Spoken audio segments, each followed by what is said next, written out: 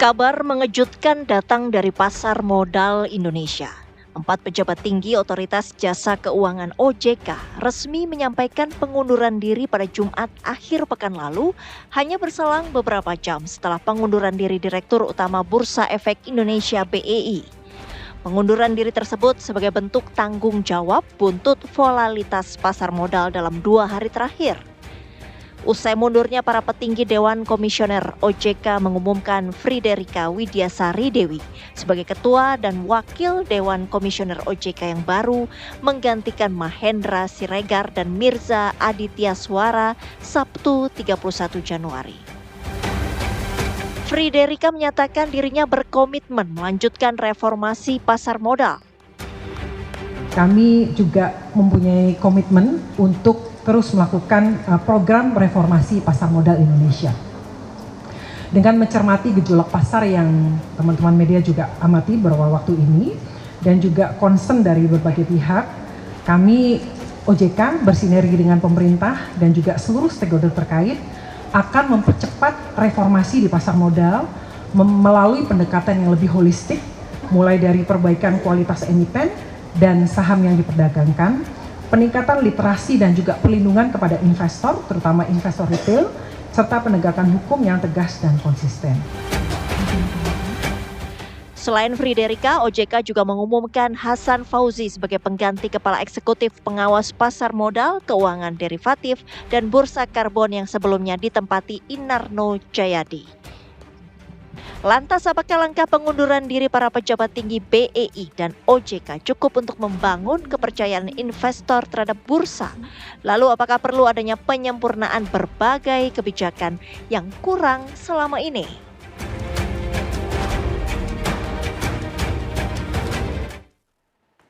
Ya, pemirsa, kabar mengejutkan ini hadir dari Pasar Modal Indonesia. Sejumlah pejabat tinggi di OJK dan juga BEI mengundurkan diri. Meskipun begitu, ada sejumlah pejabat baru yang tentunya sudah ditunjuk. Nah, pertanyaannya apakah mundurnya pejabat lama dari OJK dan juga BEI ini cukup kemudian bisa mempengaruhi kondisi pasar modal, dan bagaimana pembaruan serta perbaikan kebijakan berikut yang harus dilakukan? Malam hari ini kita akan membahasnya bersama dengan sejumlah narasumber yang sudah hadir di Apa Kabar Indonesia Malam. Ada ekonom Kadin sekaligus praktisi dari pasar modal atau pakar pasar modal nih, ada Bang Joshua Pardede. Selamat malam Bang Joshua.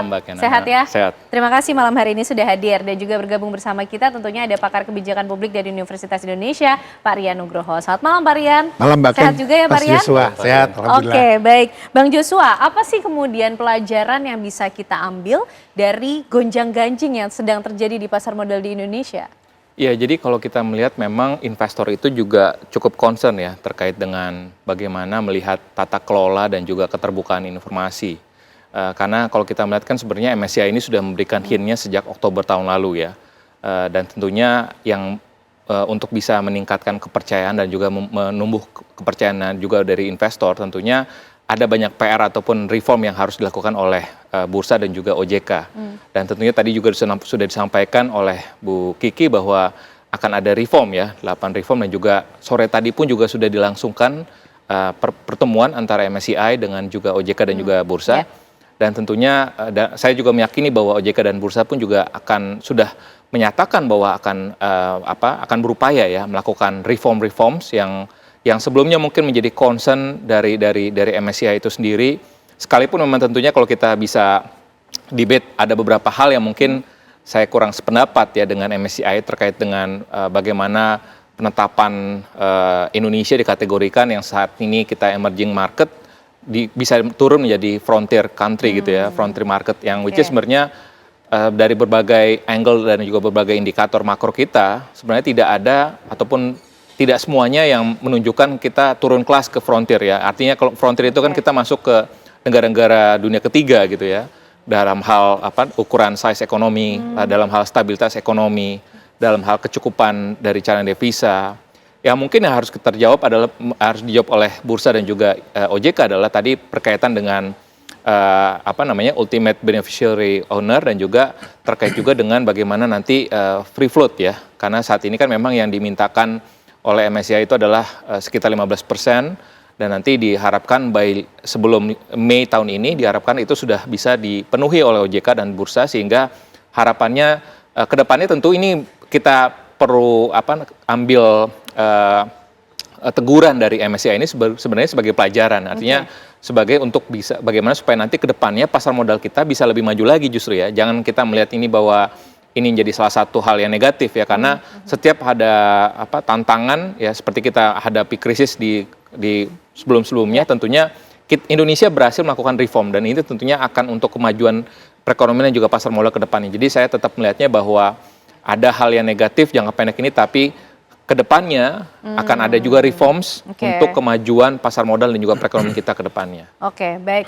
Pak Rian, efek negatifnya ada mungkin jangka pendek, tapi kan ini bergerak ke optimisme. Tapi kalau Pak Rian sendiri secara perspektif kebijakan publik melihat kalau sejumlah pejabat tinggi ini mundur dari jabatannya karena kemudian merasa kurang bisa membawa perbaikan atau pertumbuhan yang positif, seperti apa Pak Rian? Begini, saya akan mempunyai hipotesa ya, karena saya kan pelakunya ya. Jadi saya justru melihat ini Pak Prabowo ini tahu bagaimana menata ini. Begini, hipotesa saya adalah di Indonesia itu tidak lazim seorang pimpinan itu mundur gitu ya. Tapi kita udah terlalu glorifikasi begitu loh ya. Tetapi ketika saya coba memeriksa dari laporan MSCI gitu ya, kalau gitu Pak Prabowo bisa membaca. Jadi beliau melihat ada kesenjangan yang cukup tidak sehat di ekosistem pasar modal kita. Dan ini saya kira dengan menilai ini Pak Presiden itu memberikan semacam action yang direct atau indirect itu membuat teman-teman ini mundur. Dengan kemunduran ini saya kira ini ada satu aspek positif. Bahwa Presiden punya komitmen untuk merapikan ini, bukan cuma merapikan, karena kalau kita lihat saat ini kasus kita kan gini, contoh MSCI mengatakan bahwa temuan mereka ya, kita pasar modal tumbuh 2,3%, mereka itu malah -3 gitu loh. Ini bagaimana seperti ini? Karena MSCI itu bukan organisasi yang ecek-ecek loh gitu, dan saya kira ini menjadi sebuah koreksi besar gitu loh, ini masalah besar loh, kita nggak kecil loh. Sehingga dengan demikian step pertama mengganti orang, ini adalah kebijakan. Nah, yang jadi tantangan adalah bagaimana membuat orang ini mempunyai kekuatan integritas. Karena profesional nggak cukup. Karena seringkali profesional adalah artinya gelar keuangannya panjang. Tapi dia berbicaranya masyarakat nggak ngerti gitu kan ya. Nah, blaming the public ini. Nah, kedua, kita ini harus punya pemahaman akan bagaimana membangun ekosistem. Kita ini kan bangun ekosistem dengan satu cara aja. Nah, istilah, mungkin koreksi kalau salah. Istilahnya adalah istilah Harvard. Harvard itu istilahnya kalau memperbaiki ekosistem dengan cara rubah peraturannya. Kita tuh terlalu banyak rubah peraturan itu. Nggak ada yang jelek peraturan kita ya. Tetapi kalau kita pakai Chicago model, itu yang dirubah perilaku pelaksananya ini. Jadi kita itu mainnya hanya dia merubah peraturan, tapi pelakunya itu tidak. Pelakunya jadi pelakor, quote-unquote-nya gitu ya. Baik pelaku industri yang mereka go public ataupun regulator. Hipotesa saya antara regulator dengan ini para praktisi pemainnya ini ada quote unquote nepotisme atau kolusi begitu loh, karena bentuknya seperti itu. Sehingga mereka melihat bahwa ternyata nih sahamnya itu digoreng terus digoreng lagi. Jadi istilahnya ada kata-kata bukan menggoreng mie tapi menggoreng mie goreng. Mie goreng udah nggak laku, digoreng lagi. Itu yang menjadi kekuatan kita ke depan. Jadi kalau menurut teman saya penggantian oleh Presiden Prabowo ini artinya Pak Presiden tahu masalahnya. Nah, beliau menggunakan cara yang wise. Tidak untuk untuk mengacaukan, tapi beliau meminta agar teman-teman ini resign, diganti. Jadi menurut saya jangan terlalu glorifikasi dulu, tapi kita bareng-bareng perbaiki lah gitu. Bang Jo, nampaknya Pak Presiden sudah aware dengan kesenjangan atau masalah apa sih yang terjadi. Nah, tapi dari pertemuan MSCI hari ini, poin besarnya apa untuk kemudian memperbaiki market? Ya tentunya kalau kita melihat bagaimana yang harapannya juga ya, harapan dari MSCI dan juga mungkin dari pelaku pasar adalah bagaimana pengawasan tentunya ini yang harus diperkuat, dan juga dalam hal ini keterbukaan tadi ya, keterbukaan saham ya, kepemilikan saham itu pun juga nanti akan lebih ditingkatkan juga transparansinya, dan juga tata kelola ya, tata kelola dari sisi tadi ekosistem pasar modalnya sendiri yang harus diperkuat. Dan yang lebih penting lagi tadi adalah bukan hanya sekedar untuk bagaimana peraturan itu diberlakukan, tapi tadi saya sependapat sekali bahwa bagaimana bisa memiliki pemimpin yang berintegritas, yaitu kata kuncinya juga. Jadi artinya penting sekali memberikan contoh ya, karena kalau misalkan regulator ataupun pemimpinnya memberikan contoh, tentunya harapannya ini akan diikuti juga oleh pelaku pasar. Dan yang lebih penting lagi, kembali lagi kalau saya melihatnya bahwa disiplin pasar itu menjadi penting sekali. Jadi bukan masalah ekonomi, bukan masalah laba ataupun dari profitability emitennya saja, tapi juga bagaimana tadi tata kelola. Tata kelola ini, good governance ini memang harus terus diperkuat ya dari waktu ke waktu, agar tadi kepercayaan dari para investor ini agar terus meningkat ya ke depannya. Karena ekonomi kita sebenarnya tadi yang saya sampaikan bahwa